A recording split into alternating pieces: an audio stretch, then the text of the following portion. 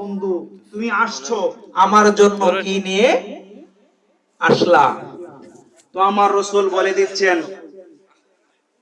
আত-তাহিয়াতু লিল্লাহি ওয়াস সালাওয়াতু ওয়াত তাইয়িবাত। ইয়া আল্লাহ, আমার দৈহিক, মৌখিক, আর্থিক সর্ব প্রকারের বন্দেগী আল্লাহ তাআলার জন্য। বলেন না সুবহানাল্লাহ। কে বলতেছেন? নবীজি বলতেছেন।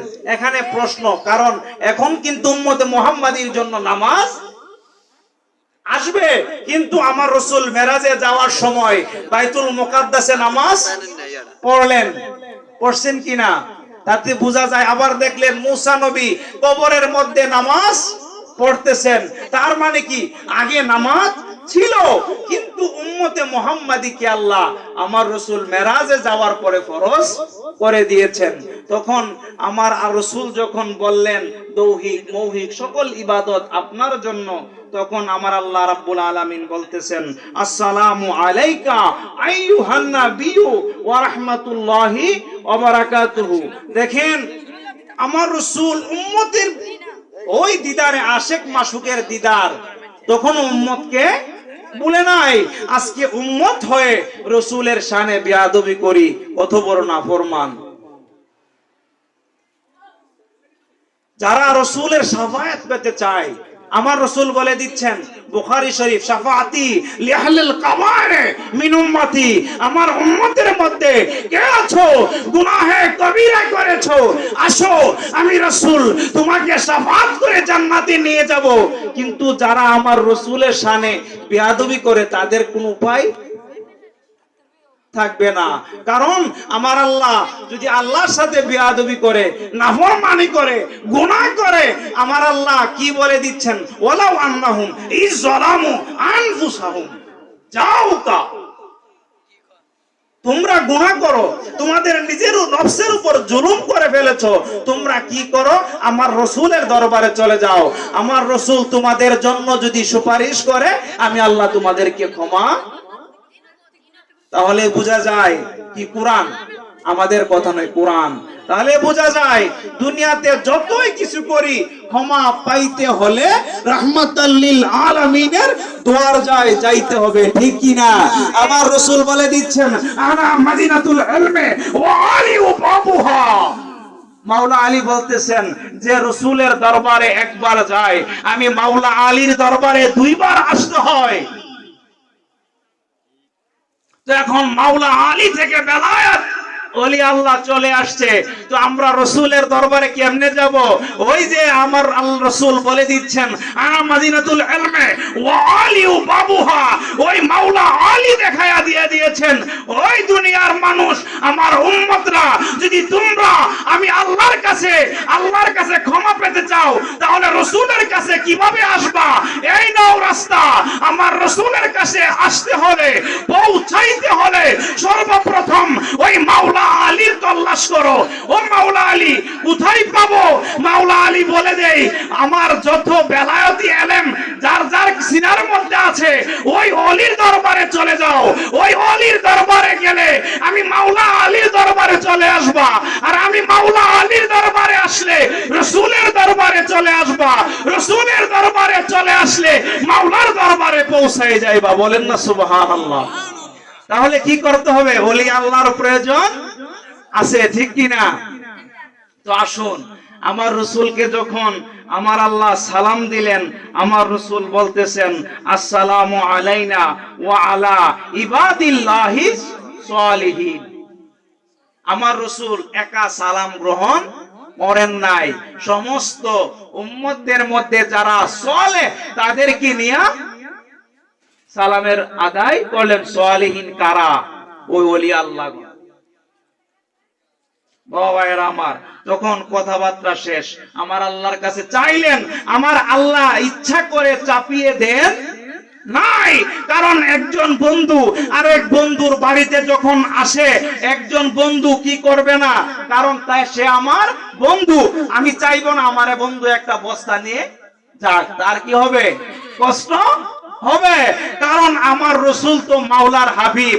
মাওলা চায় নাই যে আমার রসুলের উম্মতের জন্য কি পূজা দেব, না, আমার রসুল চেয়ে আনলেন, এ মাওলা আমি তো তোমার দিদার পেয়েছি, দিদারে এলাহি হয়েছে। এখন দিদারে এলাহিটা কেমন হয়েছে, কতটুকু? অনেকে বলতে চায় পর্দার আড়াল থেকে, না, আমার আল্লাহ রাব্বুল আলামিন পবিত্র কোরআনের 53 নম্বর সূরা নজমের মধ্যে বলে দিচ্ছেন, সুম্মা দানা ফাতাদাল্লা ফাকানা কাবা কাউসাইনি আও আদনা। বলেন না আল্লাহু আকবার। আমার আল্লাহ বলে দিচ্ছেন, ইয়া রাসূলুল্লাহ, আপনার দিদারটা, কোরআন আসছে মানুষকে বোঝানোর জন্য যে আমার রসুলের দিদার কেমন হয়েছে। দমুকের কথা কেন বললেন? দুইটা দমুক একত্রিত করলে দেখবেন লেগে যায়, তার মধ্যে কোনো ভাগ থাকে না। আমার রসুল বলে দিচ্ছেন, সুম্মা দানা ফাতাদাল্লা ফাকানা কাবা কাউসাইনি আও আদনা।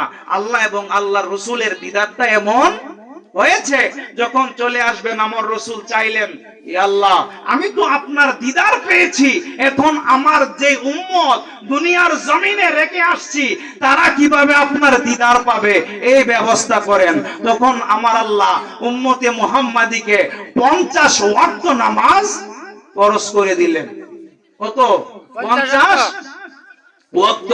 দেখেন চলে আসলেন ষষ্ঠ আকাশে। এই জায়গায় আমার আলেম ভাইরা অনেক বোকামি করে, তারা এখানে মুসা নবীর জ্ঞানকে বেশি করে দেয়। না, তোমরা বুঝতেছো না, কারণ ওই যে মুসা নবী তুর পর্বতে বলছে, ইয়া রাব্বি আরনি, হে আল্লাহ আমাকে দেখা দেন। মুসা নবীর তো রব দেখার স্বাদ মিঠে নাই।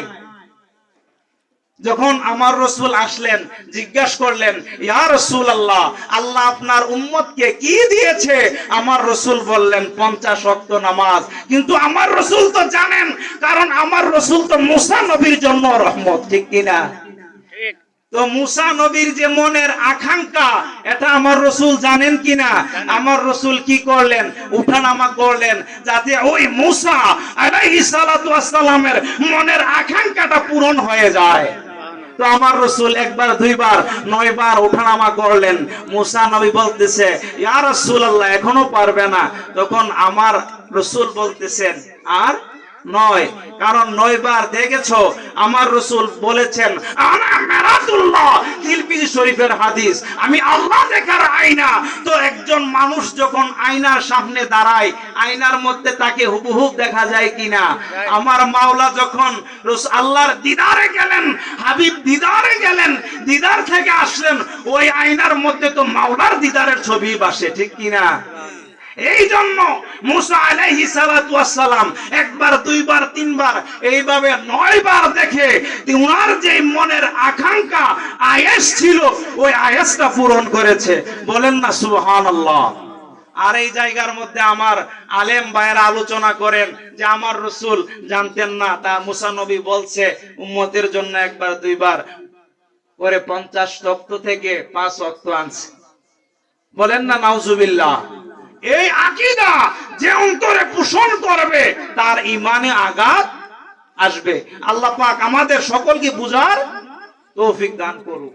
যখন 5 ওয়াক্ত নিয়ে আসলেন, আমার আল্লাহ বলে দিলেন, ও হাবিব, ও দোস্ত, এই 5 ওয়াক্ত নামাজ আপনার উম্মত আদায় করলে কি হবে? 50 ওয়াক্ত নামাজের সওয়াব পাবে। আমার রাসূল মেরাজ থেকে চাইলেন কি দেয়া? বুরাক, রফরফ। চলে আসলেন, বুরাক কোথায়, রফরফ কোথায়?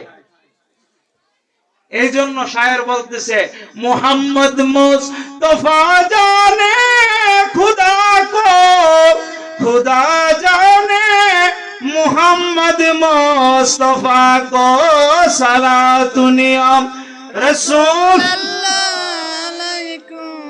সালামুনিয়াম হাবিবাল্লাহ আলাইকুম সালাতুনিয়াম রাসূল সালামুনিয়াম হাবিবাল্লাহ। বাবা ভাইরা আমার কি করলেন?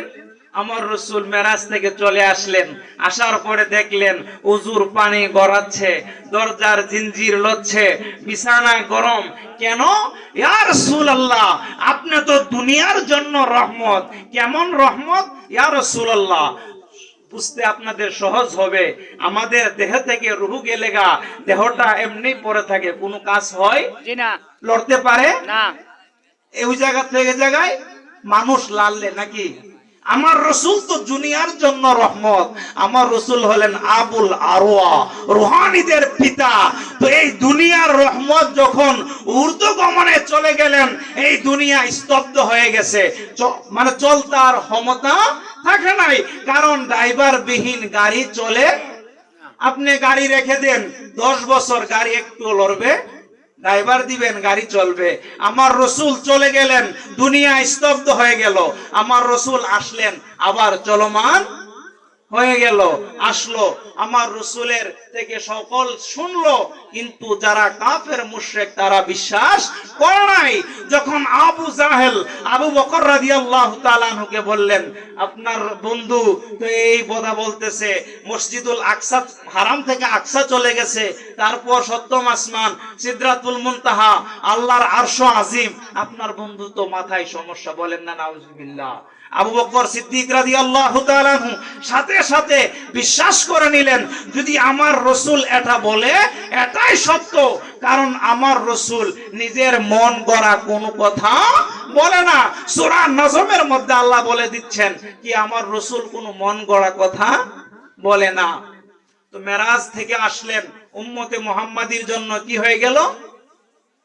5 ওয়াক্ত নামাজ ফরজ। তো আমরা কি 5 ওয়াক্ত নামাজ যদি না পড়ি, আল্লাহ আমাদের প্রতি একটু কষ্ট পাবেন? কারণ আল্লাহ তো ইচ্ছা করে ফরজ করে নাই, আমার রসুল চেয়ে আনছেন। যদি আমরা নামাজ ছেড়ে দেই, আমার রসুল কষ্ট পাবে। তো আমরা কি নামাজ ছাড়বো আজকে থেকে? না। আমরা সকলে 5 ওয়াক্ত নামাজ পড়বো, ঠিক কিনা? ঠিক। এখন আসুন, অনেকে আমার রসুলের শানে, ওই যে আমার আলোচনা কোথায় ছিল? উত্তম আমল, আহসানু আমালা। একটা কথা তো বলেই গেলাম, জান্নাত, আহসানু আমালার ব্যাখ্যা।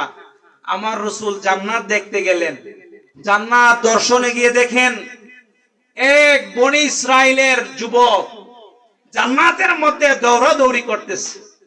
জিব্রাইল আমিনকে জিজ্ঞাসা করলেন, ইয়া আখি জিব্রাইল, এই ব্যক্তি কেন জান্নাতে দৌড়াদৌড়ি করতেছে? জিব্রাইল বলতেছেন, ইয়া রাসূলুল্লাহ, দুনিয়ার জমিনে এই বনি ইসরাইল ব্যক্তিটার একটা ফল বৃক্ষ ছিল, ফল গাছ ছিল, আর ওই ফল গাছটার নিচ দিয়ে মানুষ চলাফেরা করত। দেখেন উত্তম আমল কাকে বলে, চলাফেরা করত। তখন ওই ব্যক্তি কি করলো? মানুষের যাতায়াত সহজ হওয়ার জন্য ওই গাছটাকে কেটে দিল। বলেন না সুবহানাল্লাহ। এই গাছটা কেটে মানুষের রাস্তাটা প্রশস্ত করে দিয়েছে। কোথায়? দুনিয়ায়। আর দুনিয়াও মাজরাতুল আখিরা, দুনিয়া হলো আখিরাতের শস্য ক্ষেত্র। দুনিয়াতে বীজ ভালো বপন করবেন, আখিরাতে ভালো ফসল